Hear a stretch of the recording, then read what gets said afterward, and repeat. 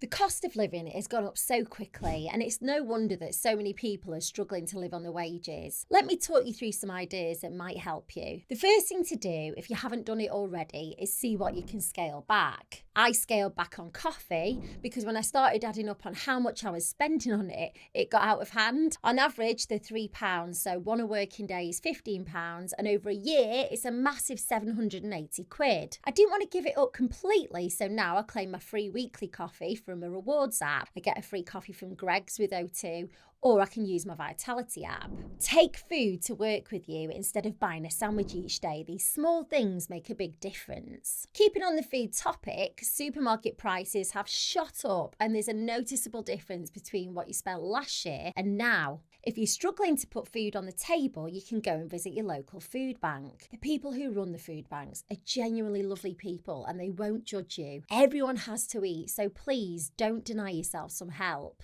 The Too Good To Go app's good as well because you get discounted food in your area that dates at the end of the day. So, for example, you might pay £3 for £10 worth of food that's just about to go off. If your utility bills are your nemesis, particularly your energy bills, you can see if you're eligible for a hardship fund. There's a specific criteria, but if you tell them that you're struggling to pay your bills, they might be able to come up with a different price plan. There's also something called the Household Support Fund or Welfare Assistance, which is run by your local council, and in certain cases you'll be given vouchers to help to pay for food or bills. Don't get stuck in a loyalty rut with your insurance policy. A new rule came into place in January 2022 by the FCA that means that insurance companies can't put the prices up. It means that you'd have to get the same deal that a new customer would if you were signing up for an extra year, but it doesn't mean it's the cheapest policy. So always use price comparison websites to check that you're getting the best deal. It also counts for TV packages, mobile phones, broadband, and other monthly essentials. Sometimes it helps to get everything down in writing, so go through your bank statements, your standing orders, and direct debit, and get rid of anything that's just a luxury. Work out your outgoings, and like I mentioned before,